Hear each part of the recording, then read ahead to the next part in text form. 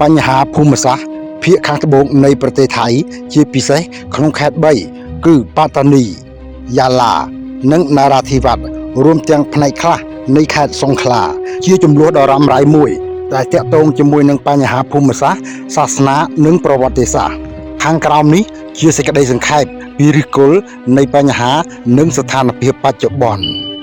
ឫសគល់នៃបញ្ហាប្រវត្តិសាស្ត្រនិងផ្ទៃក្នុងប្រវត្តិសាស្ត្រនិងអត្តសញ្ញាណកាលពីមុនតំបន់នេះគឺជាអាណាចក្រសុលតង់ម៉ាឡេឯករាជ្យមួយឈ្មោះថាប៉ាតានីប្រទេសថៃឬសៀមបានកាត់បញ្ចូលតំបន់នេះជាទឹកដីរបស់ខ្លួនជាផ្លូវការនៅឆ្នាំ1909តាមរយៈសន្ធិសញ្ញាជាមួយចក្រភពអង់គ្លេសភាពខុសគ្នារវាងវប្បធម៌ប្រជាជនភាគច្រើនប្រមាណ 80% នៅតំបន់នោះគឺជាជនជាតិម៉ាឡេនិងកាន់សាសនាអ៊ីស្លាមដែលជាភាសានិងវប្បធម៌ប្លែកពីប្រជាជនថៃភាគច្រើនដែលកាន់ព្រះពុទ្ធសាសនា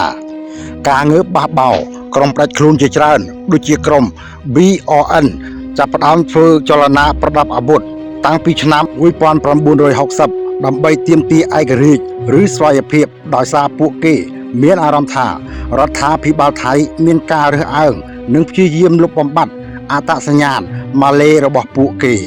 រលកនៃហិង្សាបានកើតមានជាបន្តបន្ទាប់នៅភាគខាងត្បូងនៃប្រទេសថៃរហូតមានមនុស្សស្លាប់និងរបួសរាប់ពាន់នាក់ស្ថានភាពបច្ចុប្បន្នគិតត្រឹមឆ្នាំ2026ទោះបីជាស្ថានភាពហិង្សាមានការផ្ទុះឡើងទ្រង់ទ្រាយមិនដូចកាលឆ្នាំ2010និង2020មុនក៏ដោយប៉ុន្តែសន្តិភាពពេញលេញនៅមិនទាន់មានសម្រេចនៅឡើយទេការចរចារកសន្តិភាពរដ្ឋាភិបាលថៃនិងក្រុមចលនាផ្ដាច់ខ្លួនដ៏ធំជាងគេគឺ BRN បានបន្តកិច្ចពិភាក្សាសន្តិភាពជាបន្តបន្ទាប់ដោយមានម៉ាឡេជាអ្នកសម្របសម្រួលកិច្ចពិភាក្សាទាំងនេះផ្ដោតលើការកាត់បន្ថយហិង្សានៅលើទឹកដីផ្ទាល់ការពិគ្រោះយោបល់ជាមួយប្រជាជនក្នុងតំបន់ការស្វែងរកដំណោះស្រាយនយោបាយដែលអាចទទួលយកសុខទាំងសងខាងដូចជាការផ្ដល់សិទ្ធិស្វ័យភាពខ្លះៗក្នុងការគ្រប់គ្រងតំបន់ដោយមិនបំបែករដ្ឋ